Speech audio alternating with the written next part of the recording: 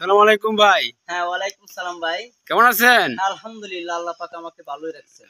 তাহলে আপনার পেশা কি? আপনি কি করেন? আমার পেশা ভাই, আল্লাহ পাক আমাকে এই ব্যবসাটা শিখাইছে। ও, আল্লাহ পাক আমি এই ব্যবসাটা করে আল্লাহ রিজিক মিলাইয়া দেয়। আমি আমি শুনছি আপনি বলি সুন্দর ওয়াজ করতে পারেন।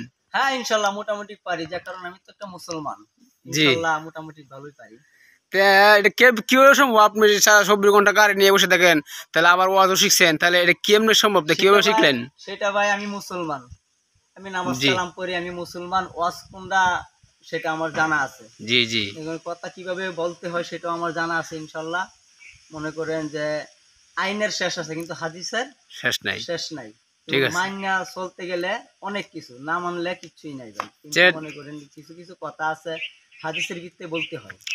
তাহলে সবার সাথে একটু আপনার কণ্ঠে ওয়াজ শোনার জন্য হ্যাঁ, একটু ইনশাল্লাহ শুনবেন। একটু করে শুনান তো আমাদেরকে। ওই হাসরের দিনের ভয় অন্তরে ঢুকাও, যেদিন সূর্য মাথার উপরে জমিনটা তামা হয়ে যাবে। বেঈমান নাফরমানির মগজগুলো বাতের মারের মতো টকবক করে ফুটতে থাকবে। ছুটাছুটি করবে কার কি উপায়। উম্মতেরা দৌড়াবে আদম নবীকে গিয়া বলবেন একটু সুপারিশ করেন। বলবেন আমি পারবো না, আমি বড় চিন্তিত পেরেশান। এভাবে ঘুরতে ঘুরতে এক এক নবীর কাছে যাবে শেষ।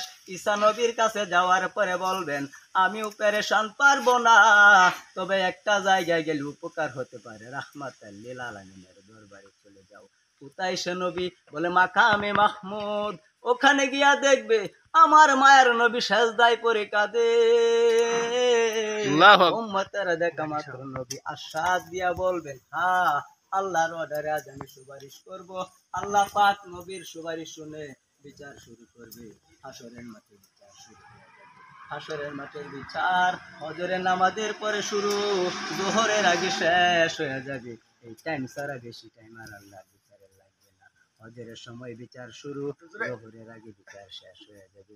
আরে নবীর উম্মতের দল, মায়ের নবী বলেন এ উম্মত, ওই কঠিন মুসিবত, হাসরের মাঠটাই তো পুরাটাই মুসিবত। এর মধ্যে আবার তিনটা সময় হবে আরো বেশি মুসিবতের সময়। একটা সময় হবে আমল নামা বন্টনের সময়, তখন সব মানুষ পাগলের মতো হাউমাউ করে কাঁদবে। মা সন্তানের পরিচয় দেবে না, সন্তান মা বাবার পরিচয় দেবে না। কারণ আমল নামা ডান হাতে আসে না, বাম হাতে আসে, উপায় নাই। ডান হাতে আসলে কপাল ভালো, বাম হাতে দুধে এসে যায়। জাহান্নাম ছাড়া বান্দার কোন উপায় থাকবে না। আরেকটা মারাত্মক মুসিবতের সময় হবে ভয়ঙ্কর, ফুলচিরাত পাড়ি দেওয়ার সময়।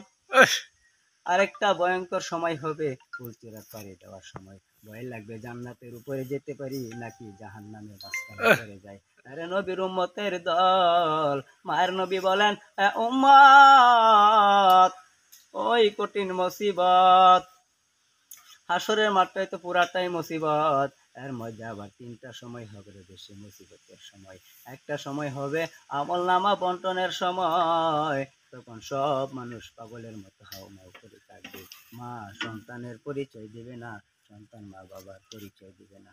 কারণ আমল নামা ডান হাতে আসে না, বাম হাতে আসে, উপায় নাই। ডান হাতে আসলে কপাল ভালো, বাম হাতে দুধে এসে যায়। জাহান্নাম ছাড়া বান্দার কোনো উপায় থাকবে না। আরেকটা মারাত্মক মুসিবতের সময় হবে ভয়ঙ্কর, আমল নামা ওজন দেওয়ার সময়। আরেকটা মারাত্মক মুসিবতের সময় হবে ফুলচিরাত পাড়ি দেওয়ার সময়।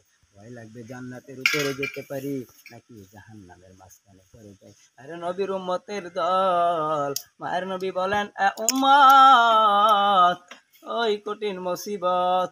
বন্ধু